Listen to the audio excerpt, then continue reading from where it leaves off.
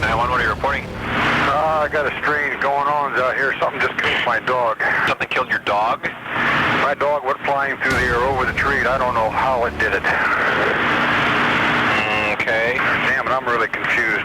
All I saw was my dog coming over the fence, and he was dead when she hit the ground. I didn't see any cars. All I saw was my dog coming over the fence.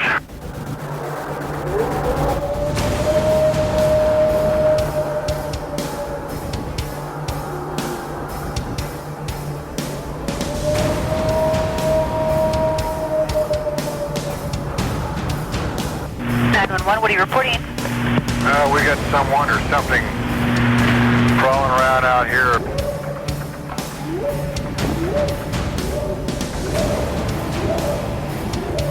Did you see what it was? It was standing up. I'm out here looking through the window now and I don't see anything. I don't want to go outside. Jesus Christ, you better... Sure. Dia! Hello? Get somebody out here. What's going on now, sir? That son of a bitch is about 6'9", I don't know. Do you see him now, sir? Yes, I'm looking right at him. Uh-oh.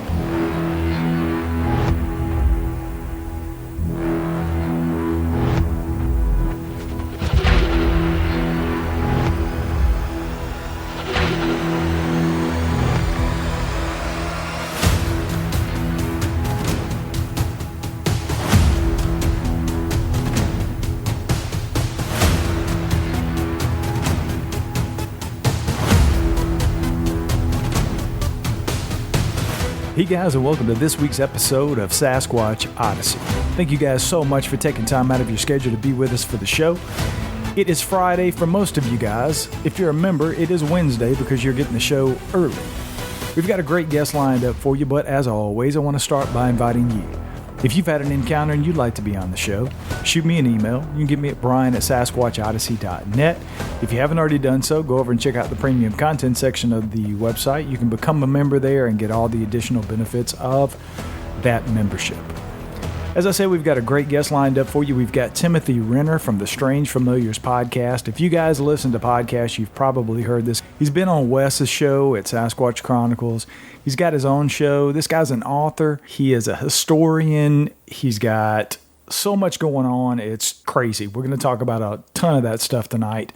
And I'd love to have him back on the show eventually in the future at some point to talk about all the other projects that he's got going on. But we'll get to Tim here shortly. I just want to thank you guys. We just got back from the Smoky Mountain Bigfoot Conference up in Gatlinburg, Tennessee. Had a great time hanging out with folks up there. Had so many people that listen to the show come up and say hello. It meant the world to me, and I thank you guys so much. It was a great time. We got to hang out with Ron Moorhead. We hung out with Matt Pruitt, who's coming on the show here in another week or so. Charlie Raymond was a speaker there also. He's going to come on the show and talk to us here in the next couple of weeks. So all kinds of exciting stuff going on. I'm thankful that you guys are here. As I said, we've got Tim Renner on the line. I'm going to stop talking, let the music play. We're going to get over and get it started with Tim. You guys sit back, relax, and enjoy the show.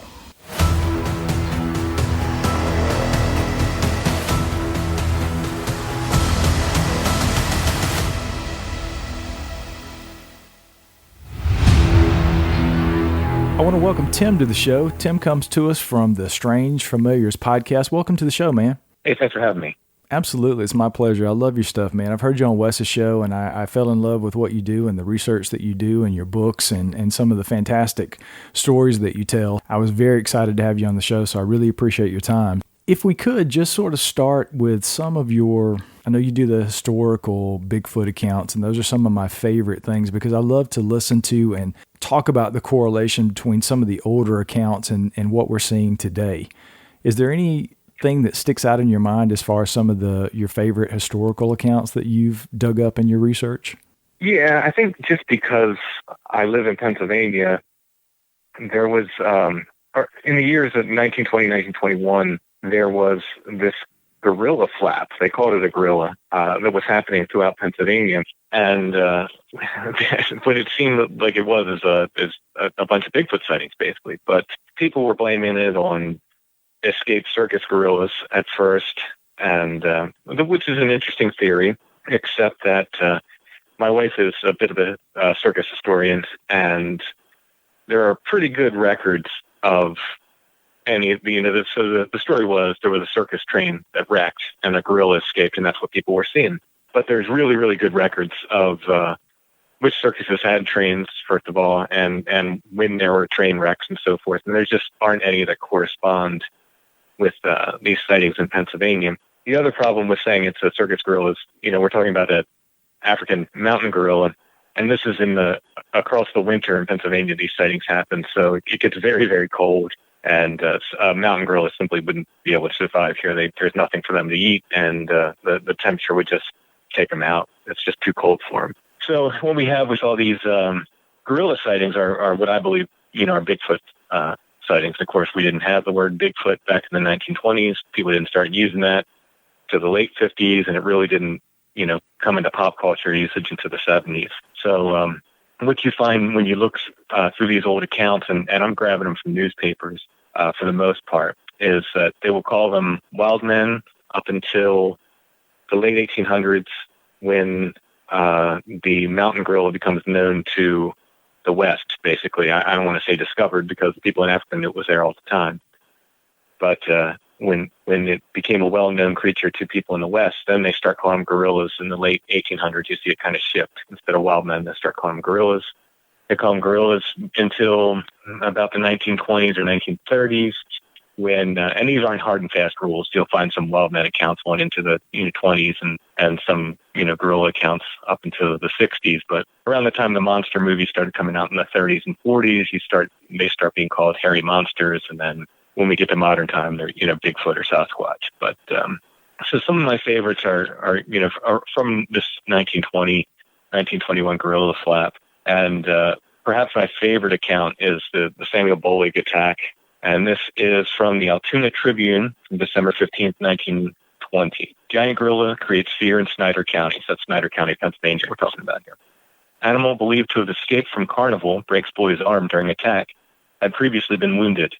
Visits Bolig farm quite often. The appearance of a man-ape or gorilla in the mountains of Snyder County has caused great excitement among the residents of this section where the animal was seen. The big ape was first seen 3 weeks ago by Samuel Bolig of Miser, a small town in Snyder County. The animal is supposed to be one that escaped some time ago from a carnival, which has since been living in the mountains of that section of the state. Samuel and Margaret Bolig, the children of Charles Bolig, were gathering kindling wood one night in November with the light of a search lamp when a huge animal, about 7 feet tall, and that stood up like a man, was discovered by the children within the circle of light. It looked to them like a huge monkey, and when discovered, dropped on all fours and ambled away, soon disappearing in the darkness. A week later, the same animal was discovered in a cornfield on the Bolig farm, which is at the foot of the mountain. Samuel procured a .32 caliber rifle and took a shot at the huge man creature, evidently wounding it as it fell at the shot, rolling over several times on the ground. The boy and his father trailed the wounded ape some distance by the blood, but were unable to overtake it, and at length gave up the pursuit. On Monday night of the present week, the strange creature made a third appearance at the Bolig farm. Charles Bolig was engaged in chopping wood by the light of a lantern when the ape approached near enough to be seen. The son ran to the house and procured the rifle, but before he could shoot the gorilla, it viciously attacked him, knocking him down and breaking his arm, and was finally driven away by the father. The lad lay on the ground in an unconscious condition. He was taken to the house and soon after recovered his senses, but it was found that he was not seriously injured. He suffered much from shock, but is expected to fully recover in a short time. A large number of men armed with rifles started out to hunt the animal. About 100 Lewistown hunters were scouring the narrows and surrounding country toward the Snyder County line in hope of getting a shot at the huge creature and killing it, as its presence has caused great consternation in that section, the gorilla being a very dangerous animal on account of its great size, strength, and savage nature. So I like to point out the common features between these old accounts. And what we have here is, so many things that we hear in modern accounts. The creature being shot, but it's evidently not killed. It does tend to hang around certain areas. We get these accounts of these repeat sightings where it will sort of haunt one family. Although that may be the case because the boy shot it. They seem to have, like I say, kind of a culture of revenge. And so many accounts of people, taking shots at him and they follow him home or torment him in one way or another, start banging on the side of their house and so forth. But very, very interesting. There is a follow-up article which I do not have, but a reporter comes out and basically takes this kid outside at night. Doesn't believe the story. Takes this kid outside at night, and he's a 12 or 13-year-old kid, and the kid's scared to be outside at night because he's been attacked by whatever he was attacked by. And the reporter says, "I'll see." He sees gorillas everywhere in every shadow, but I think if you'd have been attacked by something and you were a little kid, you'd be probably pretty scared to be out at night as well. A few days after that, in Selinsgrove, which isn't too far from there, there's another gorilla attack, and it attacks a car. This is from the Mount Carmel item, Mount Carmel, Pennsylvania, December 18th, 1920. News stories concerning the mysterious animal that looks like a gorilla and makes a noise like a horse, which has been seen in the lower end of Snyder County during the past month, are in circulation every hour of the day. And there's a tale of an alleged attack upon an autoist south of Selinsgrove. That's today's best tale. The gorilla, or whatever the animal may turn out to be, leaped upon an autoist traveling towards Selinsgrove, so the story goes. And he would no doubt have been badly done up, but for his resistance with a small penknife, which was the only weapon at hand. When the fight was at its height, according to the story, another autoist came along and joined the fray, the two automobile drivers succeeding in beating off the animal's attack. Exhaustive investigation failed to reveal the names of the autoists or other particulars of the incident. It continues these gorilla sightings into 1921, throughout 1920 into the winter of 1921, and in fact, all through the summer, spring and summer of 1921, they start referring to it as the Gettysburg gorilla because it's seen around Gettysburg and Adams County. And the interesting thing about that is they name a bunch of towns throughout these Gettysburg gorilla articles. And there's a place in Pennsylvania here called Michaud Forest where, for my money, that's your top place to go in the state if you want to have some kind of Bigfoot encounter. There's just tons and tons of stories throughout there. And the towns they list in these Gettysburg gorilla articles are all like kind of scattered throughout in and around Michaud Forest area. This is another story of the creature being shot, and this is actually right in the town of Gettysburg. So, from the Gettysburg Times, August 9th, 1921. Strange beast shot at by York Street citizen, found footprints too. It's in again. After having passed out of the limelight several months ago, the well-known gorilla is back. It was in Gettysburg several nights ago, according to information from well-informed circles. It was not only seen, but shot at. Whether or not it was wounded is not known, but it departed hurriedly from Lower York Street in the direction of Biglerville. Not long ago, a woman residing on York Street saw a strange object about 4 feet high moving along the fence in rear of her house, it is said. And being alone, she rushed to the place next door seeking help. The man of the house secured a shotgun. He too saw the beast. He fired. The gorilla dropped to the ground. Thinking he had bagged his game, the gunner went toward the fallen animal. When only a few feet away, the beast jumped to its hind legs and chased the man into the house, residents of that part of town declared. Those who ventured to look out say the animal disappeared in the direction of Biglerville. In fact, they declare an examination of the ground in the field nearby revealed footprints of a strange beast. A number of York Street residents have oiled shotguns long obscured, and a second visit by the beast to that part of town would probably result fatally for it. Others believe the animal by this time has returned to the fastness of the mountain. So that you can actually track these sightings of this so-called gorilla throughout the state in 1920, 1921. Really, really interesting. You kind of almost plot the movement of it. Although in some cases, it's definitely more than one thing people are saying because it's just too far between some sightings. We'll see it one day, and the next day it'll be like way too far away for if you believe it to be a natural creature that it had made it that far. So I think they were seeing multiple creatures. Plus they were describing some shorter creatures, 5 feet high, and some quite large, over 7 feet tall creatures as well. It's clearly speculation, but do you think they were just calling them gorillas because that was the only thing in the nomenclature at the time that they had to describe it, or do you think they really believed that they were gorillas? I think that's the closest thing they had, and, most people, might not have seen a gorilla in person. They might have seen a drawing of one in a book or something. So I think that's just the best, idea they had. Also, it was a convenient explanation. The newspapers were skeptical in the way that they still are today. I said, you can't see a news story about Bigfoot without the reporter making some dumb joke at the end, or, a news story about UFOs without them playing the X-Files theme or something like this. It was very similar in the newspapers back then. And then the newspapermen often wanted to appear more reasonable and skeptical than the people they were interviewing, I think. So I think the idea that it just must be a gorilla was, something that the newspaper was leaning on heavily. That if people were seeing this thing, it just had to be a gorilla, and that's that. Outside of Bigfoot, have you, I know Dogman is sort of a more recent phenomenon. Have you found anything in any of the research that you've done in any of the other historical accounts of cryptids with things along the line of Dogman or outside of Bigfoot? Well, the issue with that is, and this is, and a lot of cryptozoologists kind of get mad at me for this, but I like to say we had a very good name for Dogman long before Dogman ever existed, and that was werewolf.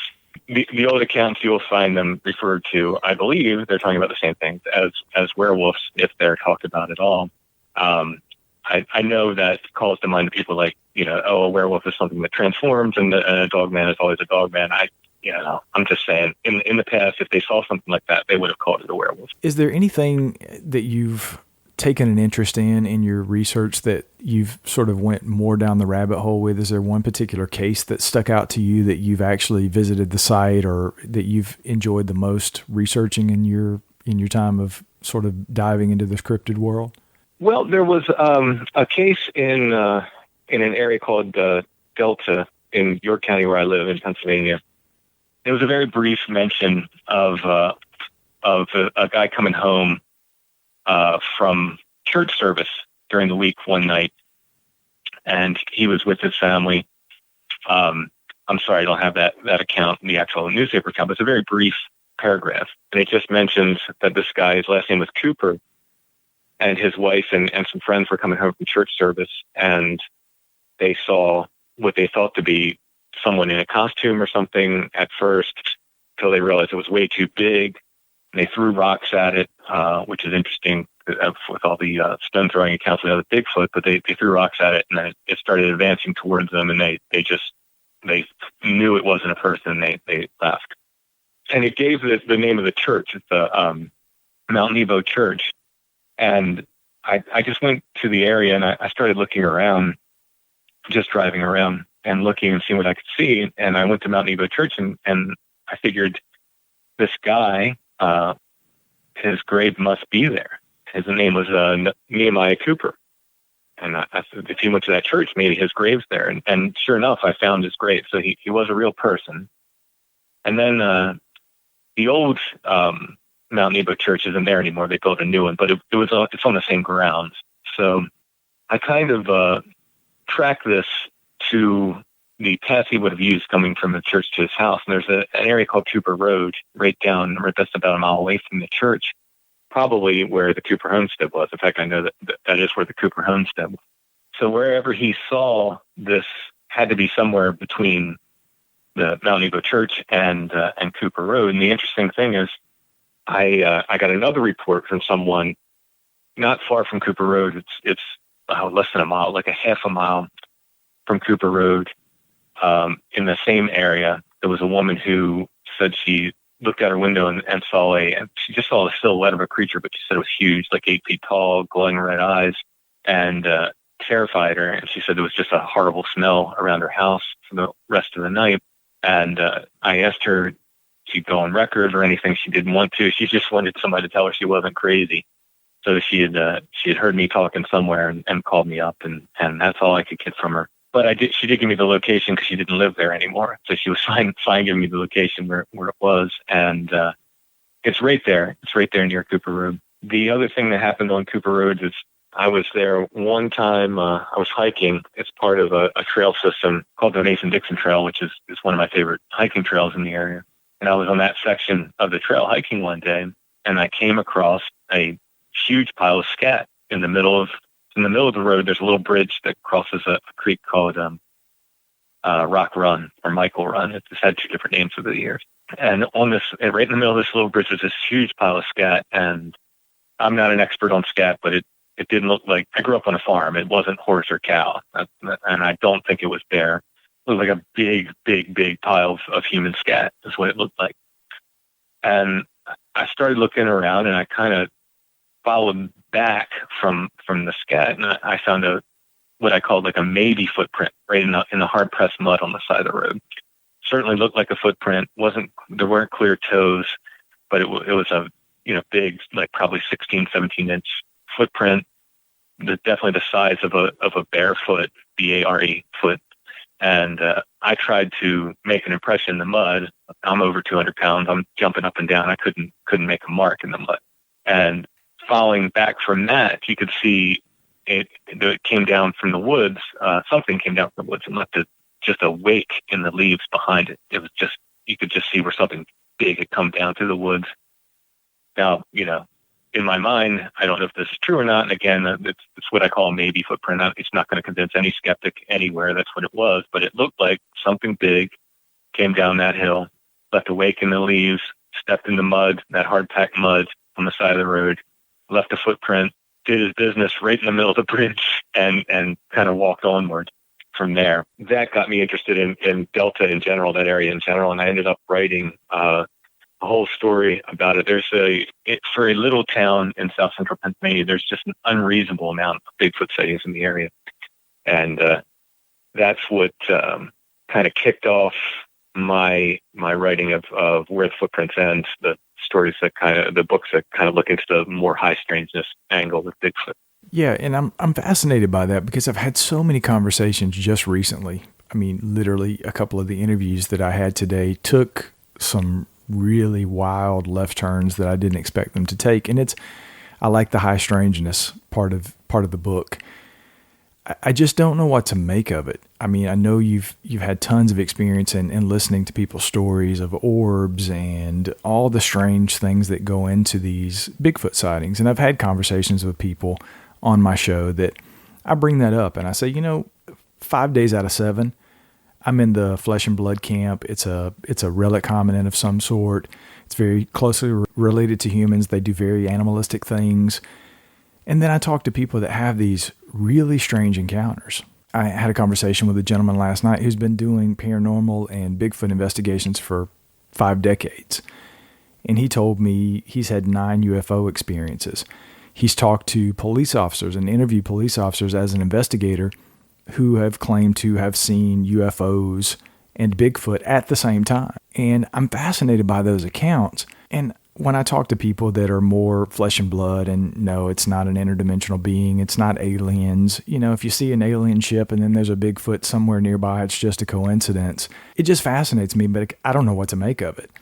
And I know it's clearly all speculation, but are there any stories or any things that you've had people on your show or you've come across where there's UFO connotations with Bigfoot sightings? Well, for sure. So this area of Delta I was talking about, I started looking at it and I started tracking these, I've got sightings from the one I talked about, the historical sighting in the 1880s on up through, modern times. Tons of sightings. And I'm sure I haven't found them all times of the year. So I'm left with this idea that, is there a breeding population of these creatures in Delta in south central Pennsylvania, and we just don't have the wilderness here for that. There can't be a breeding population. There absolutely can't be. So what are we left with? Okay, they're nomadic and they're coming through the area. Well, if they are, it's all times a year they're coming through. There's no pattern to it. There's nothing like that. So, what else is going on? Is there something else going on? And I mean, I just from my own personal research and everything I found, I feel like there is. I think there's just, I don't know what they are. I just think they're weird and they're different. They're not natural animals in the way that a bear is, for instance. So that got me interested in that. And then I started, in my own investigations. When I go out and somebody calls me, I hope I'm the local guy for Bigfoot. I think I am. I get calls when people see him, see these creatures, and I try to get there as soon as possible because the podcast and writing books and stuff is my job. So I have the freedom to drop whatever I'm doing and get to these sightings as quickly as I can. So one thing I started doing is asking people. I let them tell their story. I try not to lead them. I get all the information. Where did you see it? How tall was it? Was it weather conditions, et cetera, et cetera. And then usually I don't even have to ask. Usually the people will bring it up without me even asking, but if they don't, I will say, okay, what else weird is going on here? And so far, I won't say 100%, but I'm going to say darn close to 100%. At least 80 to 90% of the investigations I have, people will then say, oh, well, my house is haunted, or, oh, I saw a UFO, or, oh, there's this poltergeist stuff that's happening too. So for my money, this stuff tends to go hand in hand. There's some kind of connective tissue throughout the paranormal. Usually what people will tell me is they're, after they see Bigfoot around their house, they'll say their house later on. So there's some kind of connective tissue, I think, between these different paranormal experiences. Now, what that is, I don't know. How they're related, I can't say. What exactly Bigfoot is, or even what exactly ghosts are, I can't really say. But I just from my personal investigations and just talking to witness after witness, I feel like there's something related between all this paranormal phenomena. I agree. And when I talk to people, like I said, that are more in the flesh and blood camp, and I bring that up to them, I tell them about the witnesses that I've talked to and the people that I've had on my show that have these things on their property. And very much like you said, almost without fail, I ask these people, hey, well, is there anything else going on or any other strange events? Yeah, there's these lights or these orbs, or I've seen this, or I've seen that, or I've seen this ship hovering above this area. And, I started filing that away into okay, well, they got a lot of weird things going on their property, I guess. And I don't connect the two. I don't think at the time, I'm not saying that, there's an alien ship dropping a Bigfoot off and then they start doing tree knocks and screaming and then these people see them. But right. Time after time after time, I'm very much like you. At some point, you can't deny that anymore. Like there's got to be some sort of a correlation between the two. I just don't know what it is, and I really don't know what to think of it. I've got a really good friend who's an investigator that I've had on the show, and he does tons of investigative work. He goes out very much like you. He's that local guy in Alabama that gets that call when the house is haunted, there's a possession case, or Bigfoot's on their property. And Jonathan's out in the woods constantly, and he tells me about seeing these orbs. He sees these lights. He's seen UFOs. He's seen little people in the woods. Literally seen little green men run in front of him when he's on a Bigfoot investigation. He is stone cold sober. He doesn't there's nothing for him to gain by coming on my show and telling me that, or putting it on his YouTube page. There's nothing to gain by that, but yet he's seen it. He's had lost time events where he's been in the woods and literally lost 15 minutes where he can't account for the 15 minutes that he lost in the woods in these strange areas. I've talked to other people I talked to Carter Bouchard earlier. He was on a couple of weeks ago, and he was talking about being out in the woods, and he and his wife are out there, and his car is parked in one area, and then they start having these weird feelings and these weird experiences going on, and his car's in a different place, and then it's back where it was. And he's had lost time events, and it's so much high strangeness. And like I said, at some point, if it walks like a duck and it quacks like a duck, it is. I'm evidence-based, right? If there's not evidence, if it doesn't make sense, then it probably isn't true. But you can't have these credible people time after time after time telling you these things that are happening to them and not put some credibility to the stories. I just find it fascinating. Have you had experiences or talked to people that have experienced the little people? Yeah. Actually, up here, we have a local name for him, Albatwitch, they call him. It's a German name. Alb is German for elf. And I believe the rest of the derivation of the word, there's a German verb called entwinchen, which is kind of means to like escape or move in a gliding fashion, which, we've all heard accounts of these cryptids that kind of move like they're gliding, or people will say it looks like they're cross-country skiing or something. So I think that's where the name comes from, Albatwitch. But yeah, it's a 3 to 4 foot tall, skinny, hairy thing. A lot of people said, oh, this must be, young Bigfoot, but they're never seen with adults. They're seen separately. And one of the most compelling accounts I've received was we do a little festival here called Albatwitch Festival, and I was in the newspaper, kind of promoting the festival and talking about it a little bit. And some guy comes up towards the end of the festival. He's holding the newspaper article, and he's asking for me. And somebody pointed him to me, and he comes up to my table and he tells me the story. And he says he's almost shaking. I mean, he was very, very upset. His daughter was with him. His daughter had kind of led him to me and said, like, talk to him, talk to this man. And he says, I didn't know what these things were. He said, I didn't know they had a name. He said, I've seen it twice. And he told the story of seeing it once as a young kid with his brother. It was in a field. And it's, interestingly, it's right in the town where I live. He saw it twice. But this thing was in the field, and his brother walked right up to it. And he said he told his brother to, like, run. And he said that the weird thing about this little creature was he said it had its eyes shut tight, as if it was like a little kid thing, like pretend, like, when kids shut their eyes, like, you can't see me because my eyes are shut. He said that's the impression he got. And like this thing was like squeezing its eyes closed tight, and his brother walked right up to it. He said, got right in its face, and then he yelled at his brother, get away from it, run. And his brother ran, and he said, years and years later, he was driving his truck in the same area, and it ran across, or one like it, ran across in front of his truck. And he was powerfully moved by this, very, very upset, to the point where my wife is very much a skeptic when it comes to this stuff. But that was one of the sort of turning points for her, where after this guy talked to me, she was, at my table with me at this conference. And after this guy talked to me, she looked at me and she just said, I don't know what he saw, but he saw something, which is what I call like an honest skepticism. That's all I can ask from a skeptic. If you're willing to go that far, I'm happy for it.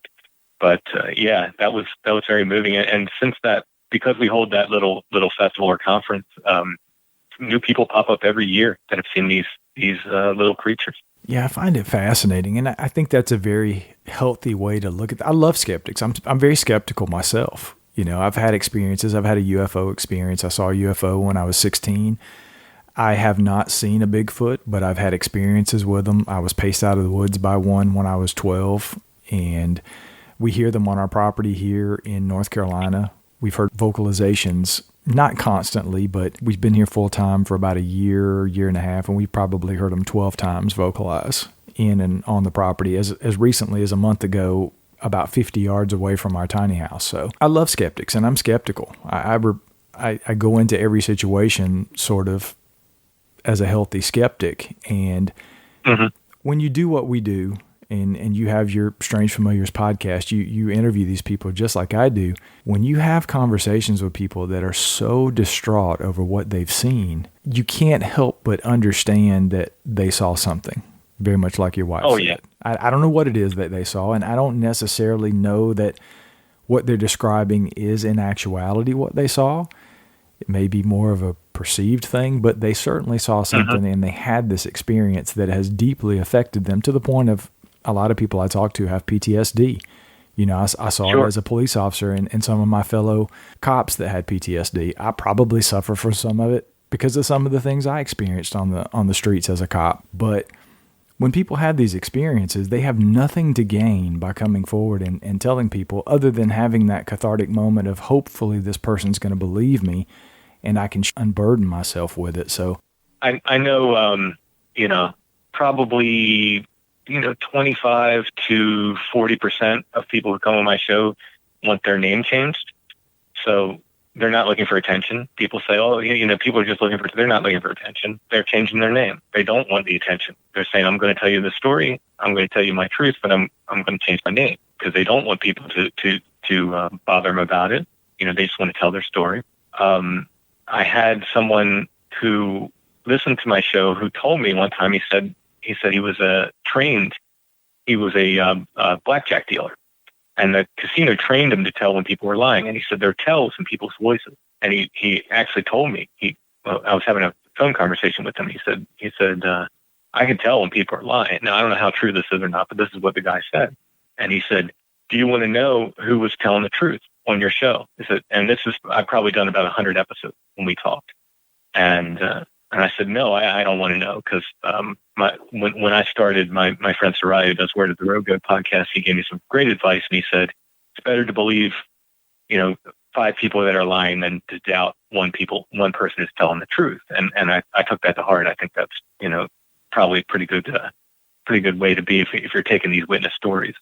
But this guy who said he could tell, he said people have, vocal clues when they're lying. He said there have been 2 guests that I've heard on your podcast that haven't told the truth.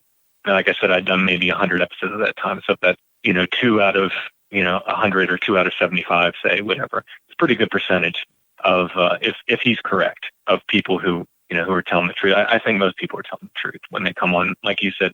Whether they saw exactly what they think they saw, that's another story. But they definitely saw something that, like you said, deeply affected them and left a lifelong impression on them. That's pretty much how I have a pretty good bullshit meter from all my years' experience in law enforcement, and I can usually smell that a mile away. And I've probably had that maybe twice so far doing the show.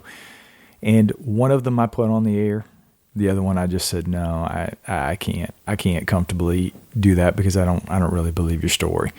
And ultimately, it's like you said, if there's that 1 out of or 2 out of 100, it's worth it to me to put the people's stories out there that are telling the truth. And I think there's so many people out there that do such a disservice because they are attention hounds out there. There are hoaxers out there that do what they do. And it really puts a sour taste in everybody's mouth for these people that have experienced genuine experiences. And it just does everybody a disservice, in my opinion. But it is what it is. Yeah. It is what we do. I know we touched on Dogman a little bit with my question earlier. What is your take? Have you had a lot of Dogman encounters on your show? Have you had a lot of experience taking Dogman? I've done one interview with a lady who's claimed to have 5 experiences with Dogman since I've been doing my show. There's just not a ton of those experiences that I've gotten so far out there. Have you had a lot of experience taking those? And what is your take on Dogman? We've gotten a few accounts. Stan Gordon passed me one. This wasn't on my show, but this ended up in my book, Don't Look Behind You.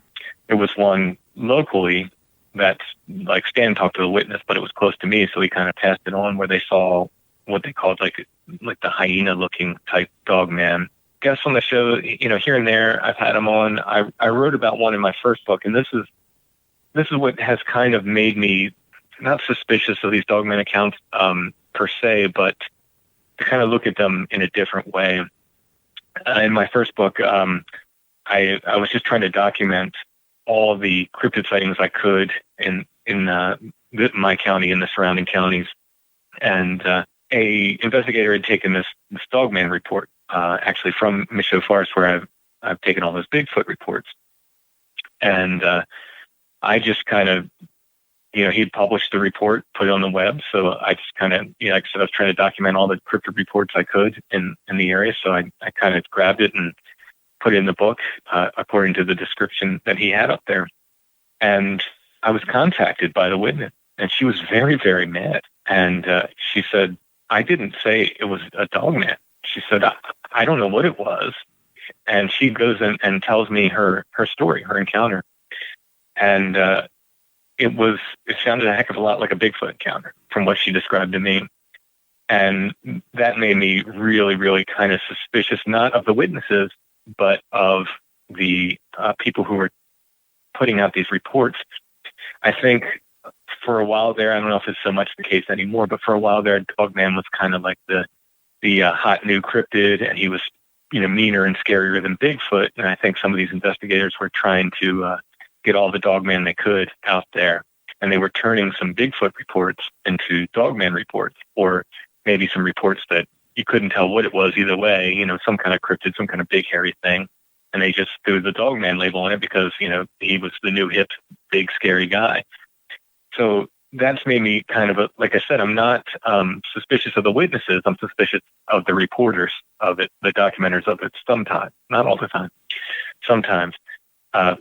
Because of that particular case, I think another investigator, I had a very intense experience of my own in a place, a ghost town called Pandemonium. I was woken up at about 3 a.m. by wood knocks, very loud wood knocks, maybe 50 yards from my tent, that were answered from the other direction. Thankfully, I got them. I had the good sense to hit record on my recorder. I should have had it running all night, but I didn't think anything was going to go on. Honestly, we had kind of thought everything that was going to happen that night had happened. And But anyway, so I didn't have my recorder when I woke up, hit record. I was able to capture the wood knocks. You can actually, on the audio file, you can hear a real loud, heavy thunk of a wood knock.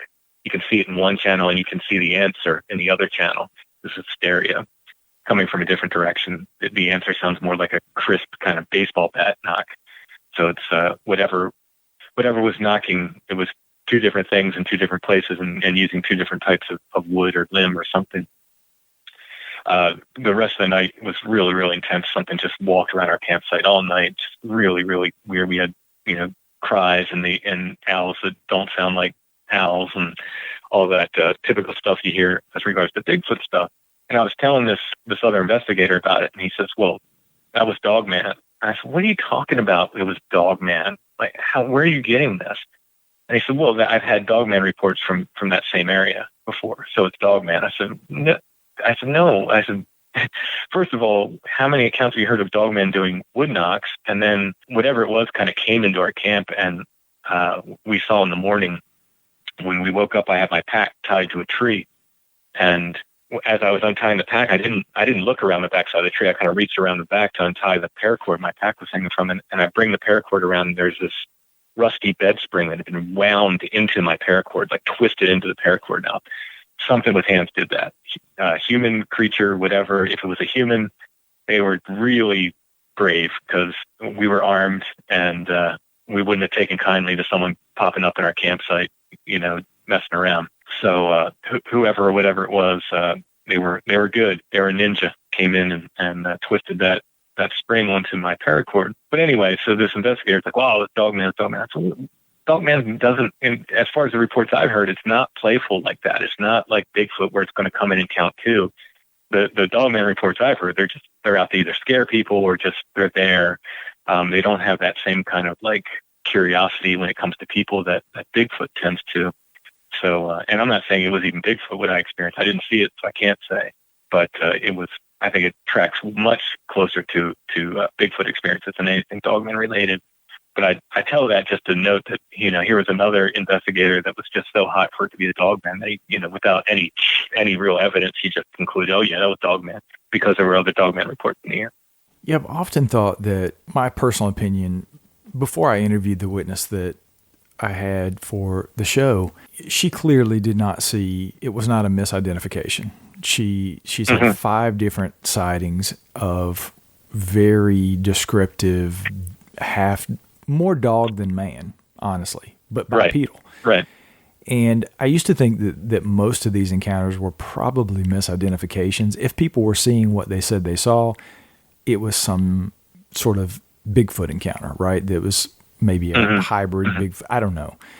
But the more that I've heard these encounters, and I've heard strange things, like she had 5 encounters with these things over the course of her life, starting as a child and into her adult life. And she's a professional. She's a professional paramedic. And she's very sane. She seemed very credible to me. And I asked her, why do you think you've had these experiences? And her answer, it made sense to me. She said, I'm Native American and Gypsy blood, and we believe that these things are part of our culture, and maybe they're attracted to us for some reason. I don't know. But most of the encounters that I've heard with Dogman in particular are very nefarious. They're not, it's almost satanic. Yeah. It's almost demonic in a way. It doesn't seem like for example, let's talk about Bigfoot for a second. I look at the possibility of a relic hominid running around in North America undiscovered. That can be an animal. It can make sense to me. I can check the boxes of, yes, it eats, it takes down deer, it yells, it gets pissed off, it uses the bathroom, it does all these animalistic things. And it's a possibility, right? Because it's very, from what I've heard, most of the descriptions I hear from the witnesses I talk to, some of them, I've talked to hunters that could have shot one of these things and they have it in their scope and they can't do it because it has a human-like face. It's very closely related to us, or it appears to be. Dogman doesn't make sense to me. There's no box that I can check for a 6 to 7 foot, half man, upper torso looks like a man on dog legs, right? Right. So Right. I automatically, I'm open to a lot of things. Like I said, I've had paranormal experiences of my own. I've had experiences in, not necessarily poltergeist experiences, but very close to that in my life. So I know that those things exist. I think this thing, if it exists and people are seeing these things, I think it's demonic. That's just my opinion. And I don't know. Nobody knows clearly, but that's just my opinion. I don't necessarily think this thing's a flesh and blood creature, honestly. I should clarify that when I talk about this doubt, again, that's my doubt is with the reporting of these researchers.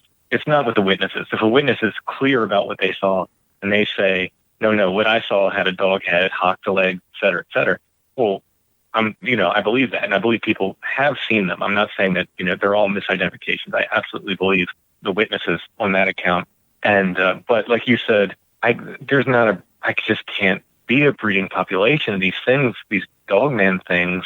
I mean, if you want to, argue with me and say, there's a breeding population of Bigfoot in the Northwest when there's, huge amounts of wilderness that is unexplored, I will push back a little bit and say, I don't think so. I'm at the point where I just think Bigfoot's something else. Like I said, something other, something, just not like I said, not like a natural creature, like a bear. But if you want to fight me on that, like, okay, maybe, there could be a breeding population there, here and there throughout North America. Dogman, however, evolutionarily speaking, makes no sense. A dog is a very, very efficient creature. There's a reason why they evolved the way they did, and very, very efficient. And that kind of structure that evolved, wide, broad shoulders and running on four legs, or they're reported to often go from 4 to 2 legs and so forth. It just evolutionarily speaking doesn't make a lot of sense, nor does the dog head on top of the broad shoulders. I heard somebody say, some zoologists say that's not even, you wouldn't even be able to breathe, like a dog head kind of mounted on an upright thing like that. I don't know. Again, I just don't think it could be a natural creature. I don't think evolutionarily speaking it works, that this incredibly efficient form of the dog would evolve hands suddenly and upright, standing upright on hocked legs just seemed completely bizarre. So it's something other. Now, it's demonic. I don't know. I don't know, but it has to be something other. I really can't make it work as any sort of, natural animal with a breeding population. Yeah, I'm with you. And I've even struggled with that with Sasquatch. I had Jeff Meldrum on the show, and we talked about breeding populations, and I asked him about populations in the lower 48 of these things, because tens of thousands of people have reported seeing these things. I personally don't think there's as many of them as some people in the air quote Bigfoot community would like people to believe. Now, when I asked Meldrum, what do you think about a population? I think he did the numbers, and it came up, he compared to black bear population, and he used Idaho, of course, as a reference. And he said, there's 35,000 black bear, there's probably 25 to 3,500 of these Bigfoot, maybe across the entirety of the lower 48. I'm like, well, that didn't make a whole lot of sense, because you got thousands of people saying that they see these things. There would have to be a lot more of them for those encounters to, in my opinion, to happen. So, that brings up a whole litany of other questions. Are people seeing what they say they're seeing? And does it go back to maybe what you alluded to earlier? Maybe these things aren't all natural creature, right? Because some of these things just don't add up. It would be very difficult for them to exist in some of the places. Now, Pacific Northwest, sure. There's places where there's 6 million acres of virgin forest where people have never set foot. Sure, could something survive in there? Yes. I live in North Carolina, and I'm out in the middle of nowhere. My closest neighbor is a half a mile away, and we have, hundreds of acres of property around our 40-acre property. But you drive 6 minutes and you're at Walmart, right? So sometimes it just doesn't add up. And that's why I say, 5 days out of 7, it's a flesh and blood creature, but there's other things that make me question myself because I don't know. And then, like I said, I talked to witnesses that have these really weird encounters with these things where there's alien involvement. You know, I had Ron Moorhead on the show, and Ron's talking about he thinks that there's alien involvement with these things, possibly, on some level. And when you talk to Ron, it makes sense because he's had experiences that I can't explain, you know, and I believe what Ron says. Ron's one of the most compelling witnesses that you know, as far as people who make the rounds regularly. I think he's a great speaker and has collected some amazing evidence. You know, the Sierra sounds are just incredible. You know, whatever's on there is an incredible thing, and it's not people. You know. Yeah, I agree. And when Ron explains those things, when I had him on the show, I got off the phone with Ron and I was scratching my head, and I was texting him like a week later, and I'm like, "What? Explain this to me one more time." Just so I can understand and make sure that I'm on the right page with you, because it completely blew everything that I thought out of the water, you know? And I had a witness on, like I said, I talked to a witness earlier today that heard the samurai chatter. I mean, he was in the woods of, he spent like 5 weeks out hiking and backpacking and camping in the woods in California. And he said he heard these things talking. I said, "What do you mean talking?" And he said they were clearly having a conversation. At some points, it was really aggressive and it sounded not very pleasant, and it gave me the feeling that I needed to get the hell out of where I was. And he said there was other times, he had other experiences later on, about a year and a half later, where he said it literally sounded like this man had just come home from work and he was having a conversation with his wife. And I said, what did that sound like? And he said it sounded very much like the only thing that he could compare it to was the Sierra sounds. He said the samurai chatter and the Sierra sounds is exactly what I heard. And he said when I heard that for the first time, I didn't feel crazy anymore because that's exactly what I heard in the woods. The interesting thing about that and the interesting thing about Bigfoot in general is it's a very problematic creature when you start looking at it as a natural creature. And in that, I mean, especially on the East Coast, but let's really all over the country, because I was told when I got into this, I started like everybody else. It's a creature, and one day we'll find it, and then, you know, we'll show everybody. We'll have it, you know, a body, or we'll have it in a cage or whatever, and then people will have to believe us then.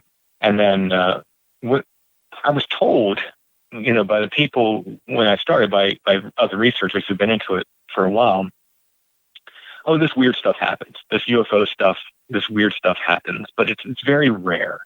You very rarely run into it. You know, that's not true. I've got 2 huge books, Where the Footprints End, Volume 1 and 2, are just filled hundreds and hundreds of accounts of this weirdness associated with the creature. Even if it is a natural creature, you have to explain things like 3-toed footprints, which again, when I got into it, I was told, 3-toed footprints, they only happen in like Pennsylvania, with the stuff Stan Gordon was recording in the 70s. And like, you know, there was a couple down in Boggy Creek, and really that's it. That's not true. There's 3-toed footprints all over the country, including the Northwest. Now, a 3-toed footprint that's a problem. That's a very big problem when it comes to a, you know, proposed hominid or some kind of a primate, because how do you explain that? There's a couple ways you can go. There's syndactyly, which is the fusing of toes together, but that doesn't tend to express the same way across both feet. So in other words, you might get 1 foot with syndactyly, but 2 would be extremely rare, extremely unusual, especially that it manifests the same across both feet. And then a lot of people say inbreeding. Well, inbreeding tends to cause more digits, not fewer. So if you look at inbred population, you will find things with, you know, that normally have 5 toes will have 6 or 7 toes. So you have this problem of 3-toed footprints. You have a problem of eye glow, which is, you know, many witnesses report eye glow, and they're adamant that it's glow, not shine. It's not reflecting. It's self-illuminating eyes. Well, bioluminescence does not exist in, it does in there's one mammal, I think, that has some sort of bioluminescent feature, but as far as high-order primates, it does not exist in high-order primates at all. Neither does a tapetum lucidum, which is the reflective layer in the eye. So if you're driving down the road, your headlights hit a deer's eyes and they reflect back at you. That's the tapetum lucidum, the reflective layer in the eye. No high-order primates have a tapetum lucidum. So again, even if the witnesses were mistaken and the eyes were reflecting, we have a problem with this high order primate that now has a tapetum lucidum, where no other high order primate. There's some low order monkeys that have a tapetum lucidum, but no great apes, no high order primates, no chimps, people, nothing like that has a tapetum lucidum. So if this creature has either a tapetum lucidum or some kind of bioluminescence, it makes it incredibly unique, and it has all of these features that make it, like I said, if it's a natural creature, it's the king of evolution.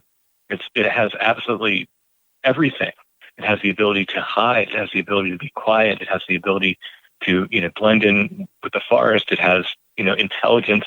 It's not building fires, which means it's not processing its food. If you look at like the mountain gorilla, for instance, they said if the mountain gorilla had a brain that was the size of a human brain, it literally wouldn't have enough time in the day to forage for enough food to power its brain. So big brain takes calories, takes fat to power it. So what allows us, being humans, that we don't have to forage constantly, is we process our food. We cook it. We get the most we can out of the calories. So, and I realize there are some people who are, raw vegans and so forth, but I mean, generally speaking, that's how we get the most out of our calories. And the forests are not lit up with, Bigfoot cooking stuff on fires. It's just, it's just not, besides there are a few like rare kind of First Nation stories of Bigfoot using fire, and some tales of that, Bigfoot knows how to use fire, but just doesn't because it gives away its presence or something like that. But these are, rare even amongst, Bigfoot literature. So it's not cooking things. So again, like, how is it living without constantly eating and leaving this big impact on the environment around it? It's really problematic as a natural creature, at least as a natural creature that we know. Like I said, like something like a bear or something like that, it could still be a natural creature, but if it is, it functions not like anything else we know. And that's, again, my opinion. I'm open to being proved wrong. Certainly be easier if it's to talk about if it's an undiscovered primate or a relic hominid. Yeah, but you bring up some very good points, because if you just take those two things, some of the people that I've talked to just recently, as today again, talking about seeing glowing eyes in relation to, well, the guy I talked to about that was saying this was like a shape-shifting thing experience that he had, but it was right after seeing and having interactions with Sasquatch. So if you just take those two things, it's a very good point. And again, it leaves me scratching my head, because at the end of the day, I don't know. I don't know what to make of that. Right. I think that's the honest answer, and it's not a super satisfying answer for some people. They want, Bigfoot is this, and we'll have it in a cage in 3 years, and we'll know all the answers. I think, honestly, the only honest answer is, I don't know. I don't know either. And when I bring up this stuff, it's not because I don't believe. I absolutely believe. I've talked to a number of skeptics. I've had experiences myself. I just have trouble connecting the dots, making it, like I said, a natural sort of creature as other animals that we know exist. And that's why I try to do the show that I do. And I know there's tons of Bigfoot podcasts out there, and they have experiences, and they exclude anything that's not the big giant ape doing the wood knocks in the woods and the vocalizations. And I just think that does a huge disservice to people in the field that are really trying to seek answers. And you have to have an open mind. And the second that you close your mind, you're no longer I don't even think most people are researchers. I think they're investigators. If you don't have an open mind to some of those things and sort of ask yourself those very same questions that you just posed, I think you're doing yourself and everybody else in the field a huge disservice, because at the end of the day, I think eventually somebody's going to be proven right. I don't know who that's going to be. I think we're eventually going to get some answers. I just don't think it's going to come in the form that a lot of people in the field think.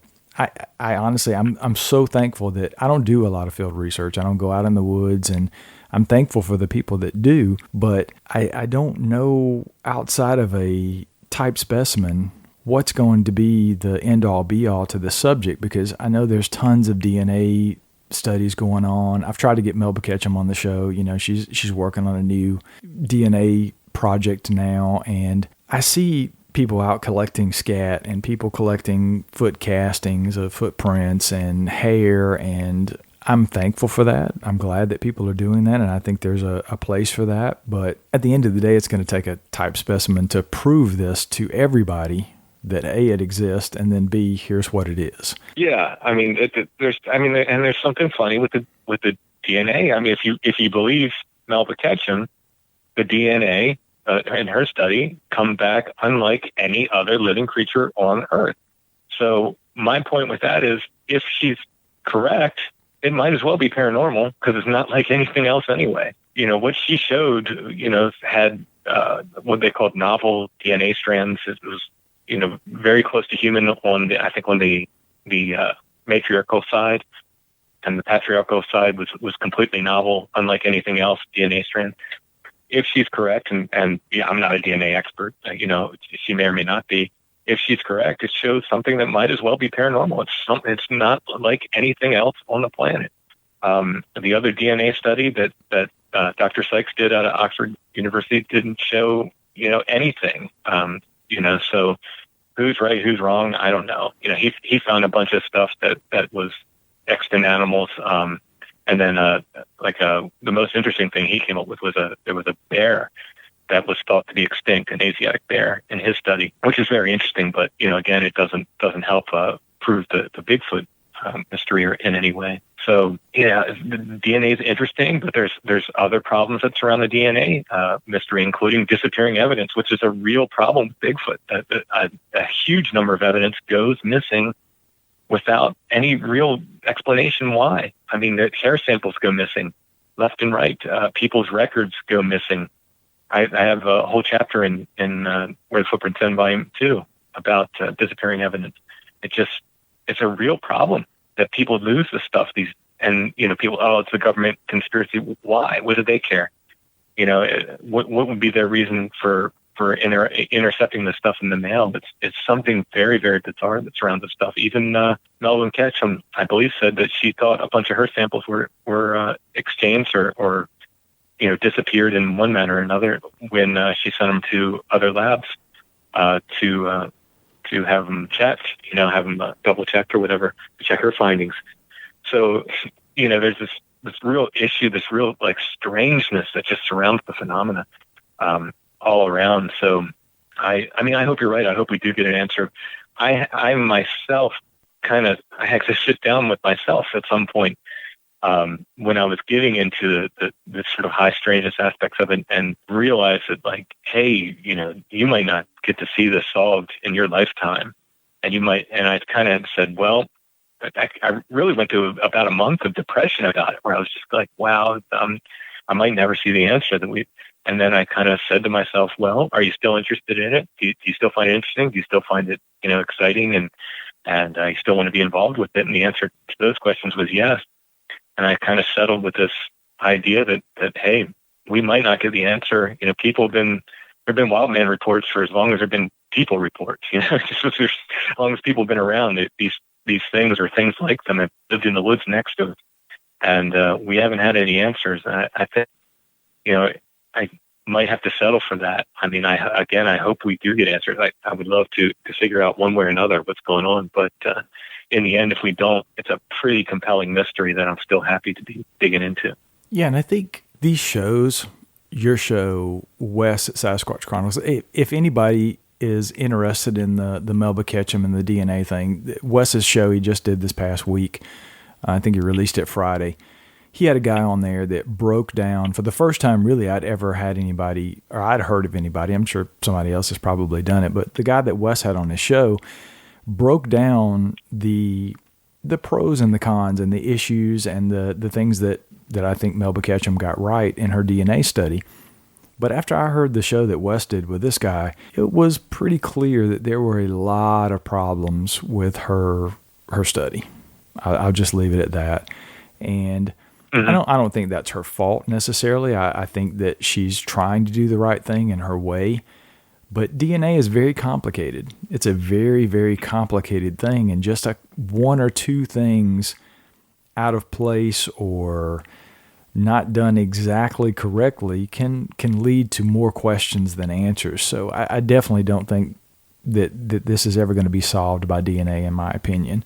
You know, I asked that question of Dr. Meldrum when I had him on the show. I said, you know, do you think this is ever going to be solved? And of course, he's scientific and said, well, I don't think there's ever been a species that's ever been proven just based on DNA without a type sample. It's that simple. It all comes back to the you have to have one, dead or alive, to prove that A, they exist, and B, this is what they are. So I too, like you, I hope that I see the answer. But I think back to my original point, shows like this one, shows like Wes at Sasquatch Chronicles, your show, that take the anecdotal eyewitness accounts, I think they're probably the best evidence that we have for these things, honestly, is what people are seeing, where they're seeing them, the behaviors that are happening during these encounters. And when you compile that over years and years and years, you can see similarities, you can see patterns, you can see some of the things that come together. And it may not be irrefutable, it doesn't prove anything, but it certainly lays the groundwork for saying there's definitely something out there that people are seeing. Oh, yeah. Yeah. It's one of the biggest things for me is when I started collecting those old newspaper reports, I was digging these out. Now there had been, before I did that, there had been a couple people who did collect some historical, articles and stuff, before I did it, but I don't think to the extent that I did it, as far as like just looking at Pennsylvania and just digging out every Wellman article I could about Pennsylvania, for instance. And I ended up doing the West Coast, California, Washington, and Oregon in another book. And my plan is to do the entire country, but I had some other stuff I wanted to write in between there. But in any case, these articles I'm digging out, I'm finding them in these old newspapers, and I'm 100% sure nobody in modern times has read these, before I dug them out, a lot of these articles. And they talk about things like these creatures attacking dogs, or these creatures, following people home and tormenting them at their house after they've, shot at the creatures, or the creatures, angrily walking away and breaking trees as they walk away, which are all reports we hear in modern times. And I'm absolutely positive these modern witnesses that have been on Wes's show, that have been on my show and these other shows that have reported these things, they didn't read these, because they were on there before I dug these articles out. These witnesses have been on there for years. They didn't read they weren't going through these old newspapers and reading these wild man reports. They weren't. They just weren't, because I was, I'm digging these things out. It takes a long time to find this stuff. So when you see this behavior and these people reporting it in, 1880, and then as regards these, these big, hairy, upright creatures, and then modern Bigfoot witnesses are reporting these same behaviors, that to me was one of the biggest things that convinced that whatever it is, it's the same thing people were seeing back then and people are seeing today. Whatever it is, it's the same. These behaviors are very kind of specific and unique. And the fact that they're talking about them, over 100 years ago in these obscure articles, and then you can hear people in modern podcasts talking about it too. It's just, there's a consistency there in the reports over hundreds of years. Absolutely, man. So I don't want to keep you all night. So there's a couple of things I want to get to real fast. This is an encounter show, so I want you to talk about what strange things have you actually experienced yourself when you've been out in the field? Well, I mentioned that night at Pandemonium. That was probably the most harrowing night. Again, we were woken up at 3 a.m. by those wood knocks and heard something walk around the camp. We saw something red and glowing. We were 6 miles from anywhere, way out in the middle of a state forest. And there's an old ghost town there called Pandemonium. We went there ostensibly tracking down some ghost stories that we had read. And then we ended up at this, what seemed to be a Bigfoot experience. Didn't see a creature, but just a very, very intense night. But some other nights, some other experiences. I've seen the lights in an area that was supposed to have Bigfoot in it. I've seen multiple times. I mean, pretty consistently. I tell people there's one place I want to take them that, they say, I want to go see something weird. the pretty consistent place is it's an area we call Site 7. It's private property. It's just a code name. There aren't 6 other sites. Just kind of rolled off the tongue. We call it Site 7. And pretty consistently you can go there and see weird lights in when the leaves are off the trees. It's a little bit harder to see them when the leaves are on the trees. But somebody told me that it was Bigfoot eye shine.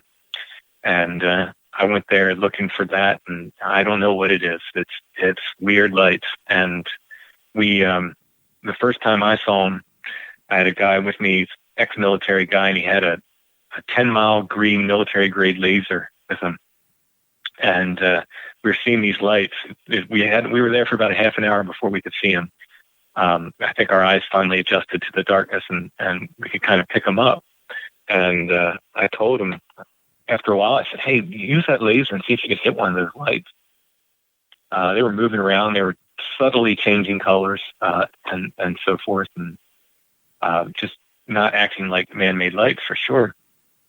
And he trained the laser on him. Took him a while to focus it because it's a lot harder to hit a light in the woods with a laser than you think. So it would take him a little bit to focus in on it. But eventually he'd hit it, and I mean, we repeated this a dozen times probably that night. Every time he'd hit these lights, and there were multiple lights. The longer we were there, the more lights came on. Every time he would hit these lights, they would turn red and aperture out. It would look like an aperture closing on a camera. It would kind of like just close down. They would turn red, close down every time, and then about a minute later, they'd come back on again, kind of in their original position, and then start moving again.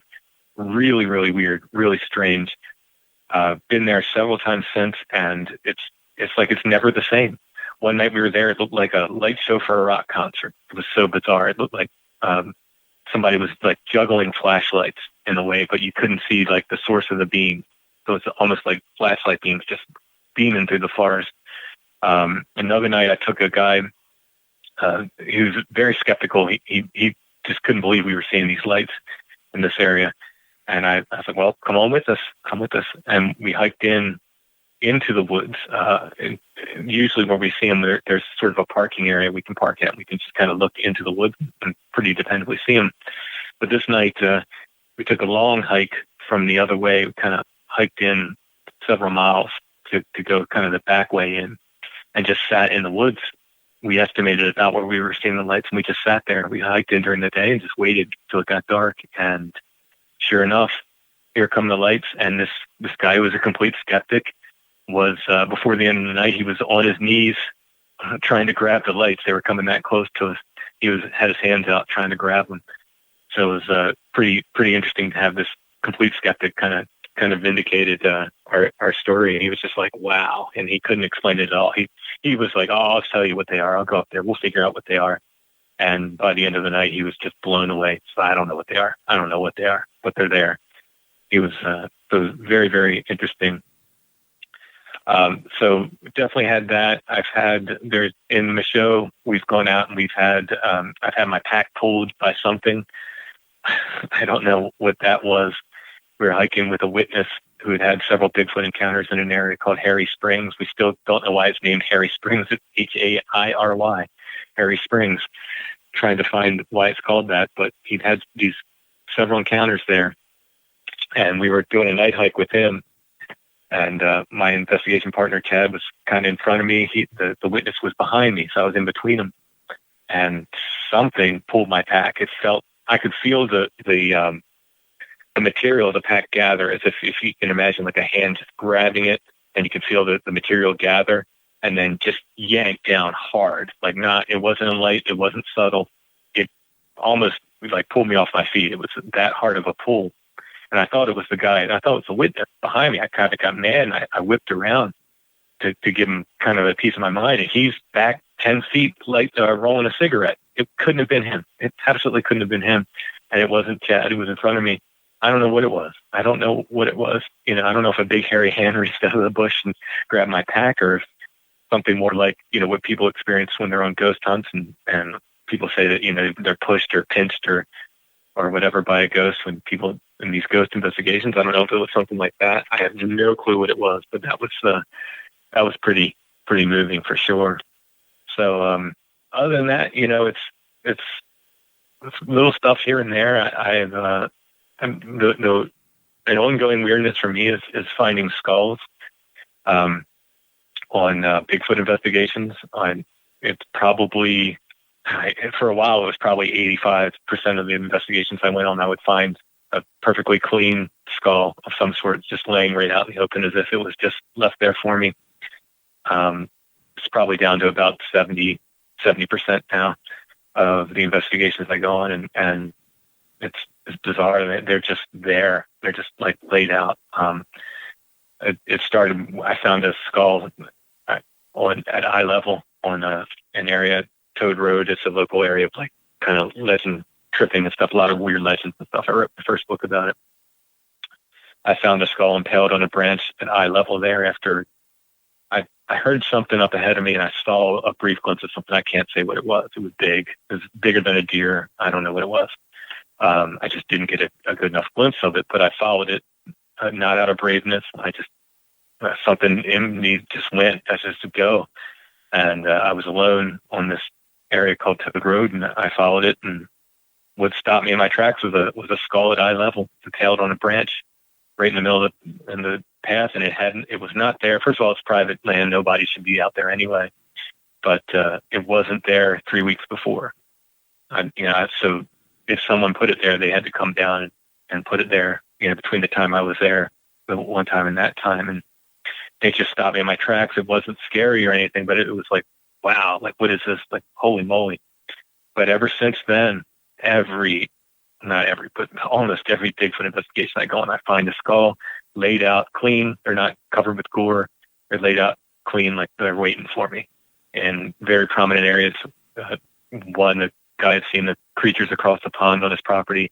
He wouldn't go over there. He was like scared to go across the pond. So I went over there to, kind of see where they were, and told him to tell me to stop where he saw them. He told me to stop, and after, I'm raising my walking stick, how tall were they, et cetera. So after we're done, I looked down right at my feet, perfectly clean deer skull, just waiting there for me. But it's stuff like that has happened again and again, and I can't explain it. I have so many skulls. I've been collecting since I was a kid, but in the past 2-3 years, I've gotten so many that it's amazing. Way more than I ever collected my whole life. Got too many. It's got inside and outside skulls now. They're everywhere. It's almost like you've got a gifting project set up with the Bigfoot, right? Yeah, it's like that. I'm very careful. Like, we don't have to. I'll have to come back and tell another story about gifting that went wrong. That at least I feel it went very wrong. It takes way too long to tell, but so I'm careful not to ask for things. Let me say that. But these skulls are there. I don't know. It's almost like, something decided, oh, you like that? And we're going to keep giving it to you. I don't know. It's very bizarre to talk about and very woo. I know, but the fact is that I find skulls. They're just out there waiting for me. Awesome stuff, man. So what do you have going on now? What kind of projects do you have in the works? Are you working on another book? Yeah, I'm always working on a book. I'm working on a few books. That one has to do with Pennsylvania folklore, a certain thing from Pennsylvania folklore, which I'm not ready to announce yet. That's probably half done, but I kind of took a pause on that because I'm working on a project. It's related to the podcast. It'll end up being a book and at least it's like a major project for my podcast, Strange Familiars. I'm doing illustrations for it, but this has to do with an area of Gettysburg, outside of the battlefield, that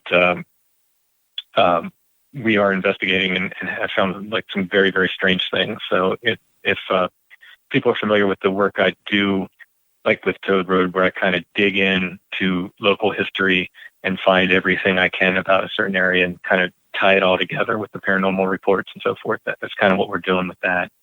So that's, I'm working on that. And then, hopefully I can get more of these historical Bigfoot books out.